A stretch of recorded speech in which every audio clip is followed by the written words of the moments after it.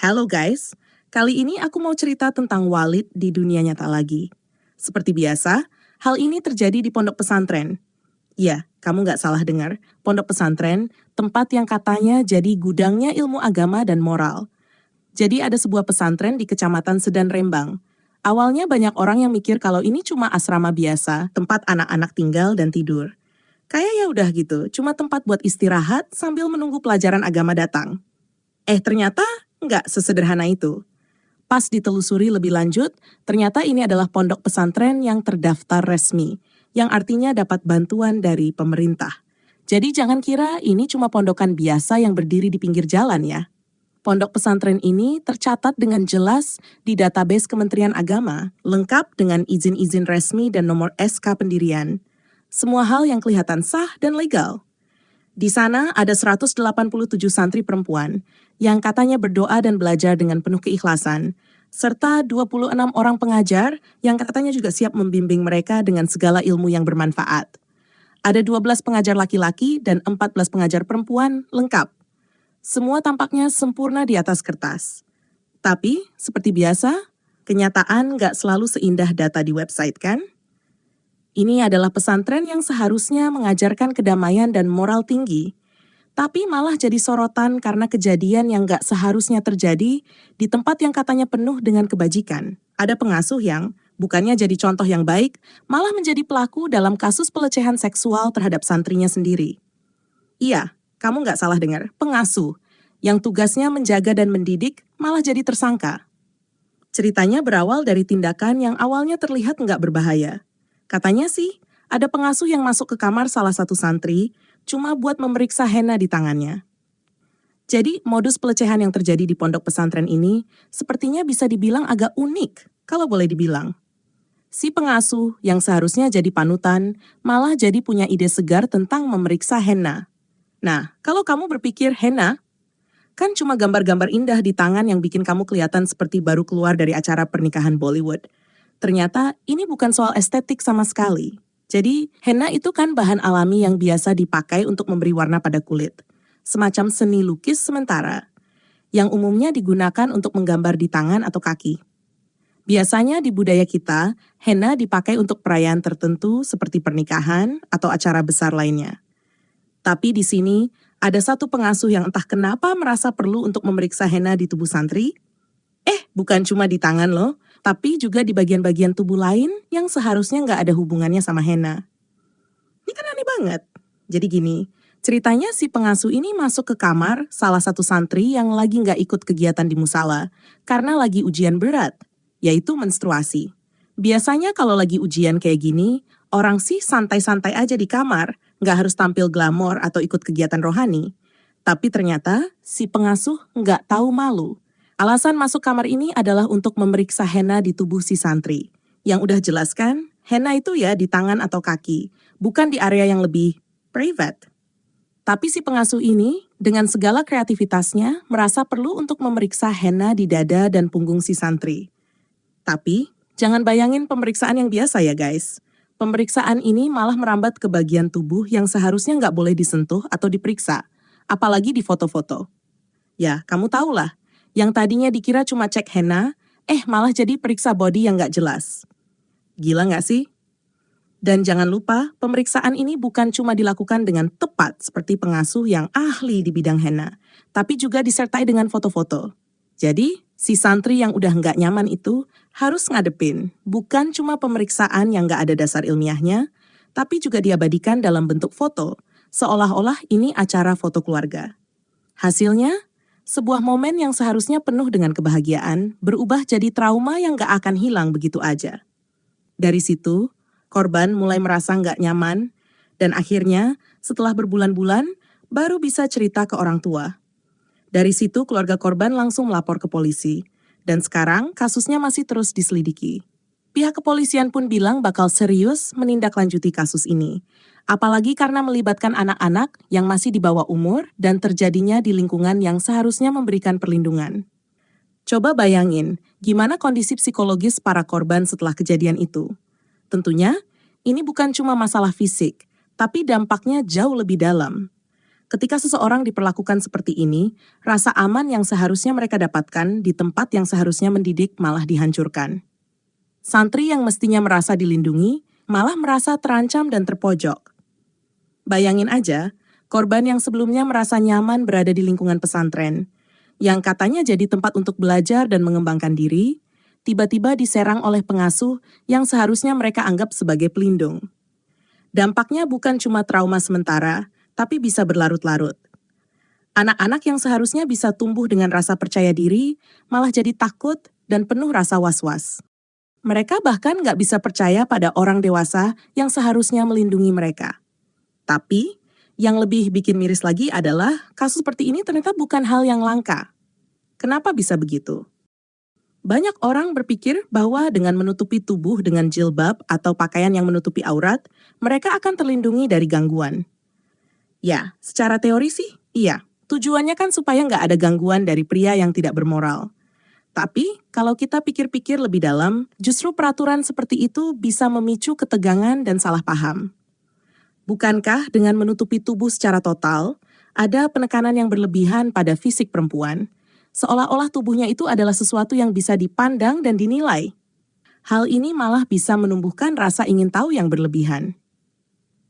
Kita nggak ngomong soal tubuh sebagai objek seksual, tapi ketika kita terus-menerus menekankan agar perempuan menutupi semuanya, bukannya membuat mereka lebih aman, malah bisa membuat hal-hal seperti ini terjadi lebih sering. Kenapa? Karena tubuh perempuan yang tertutup itu jadi lebih misterius, lebih jadi perhatian, dan akhirnya berujung pada situasi yang tidak sehat, seperti yang terjadi di pesantren itu.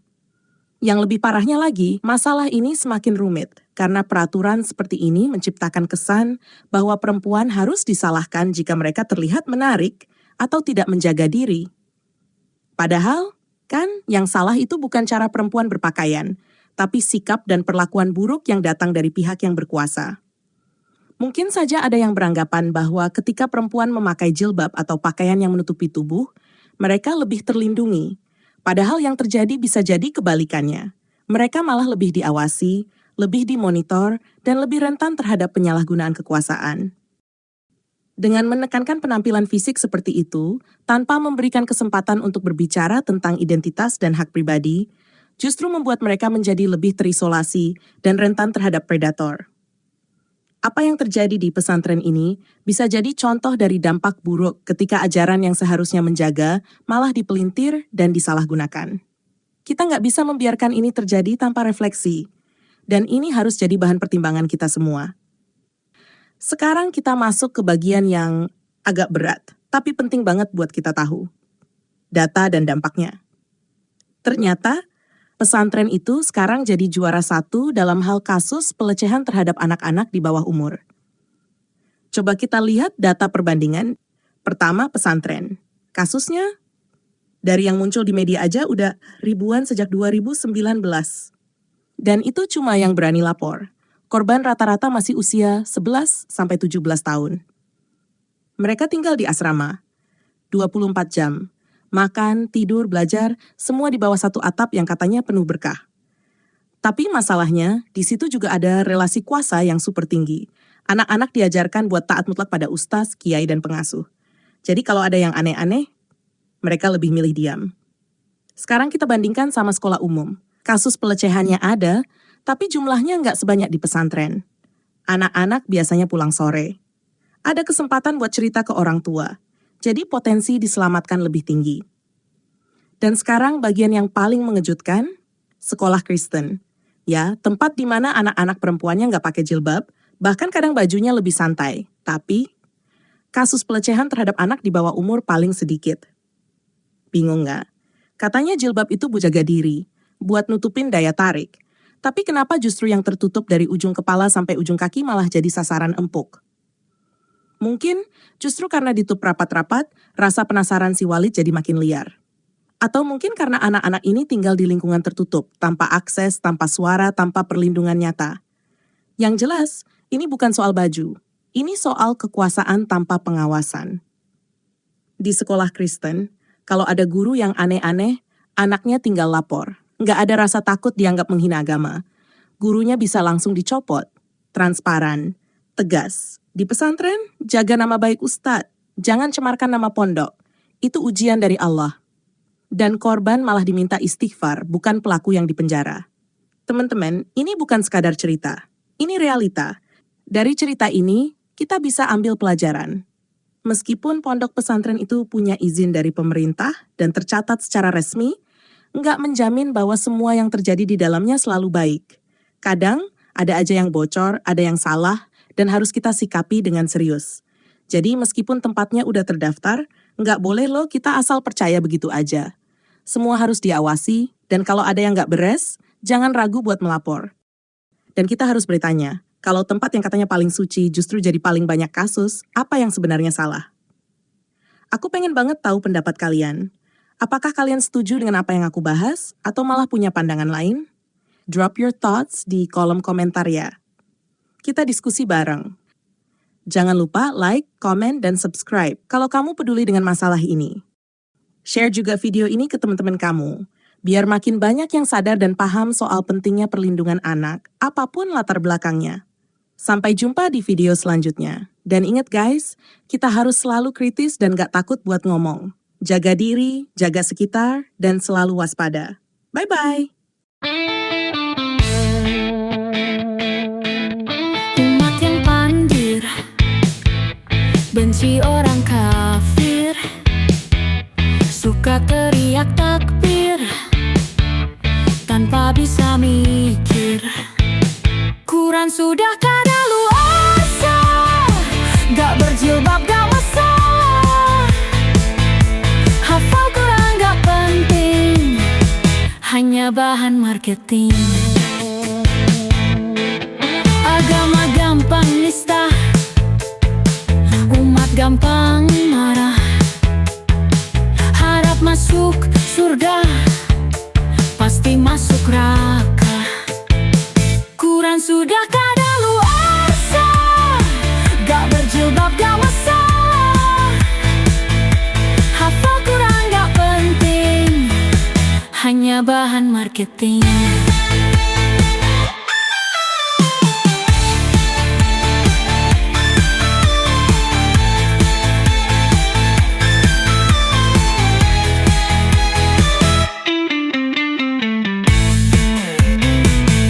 Sudah kadaluarsa, gak berjilbab gak masalah.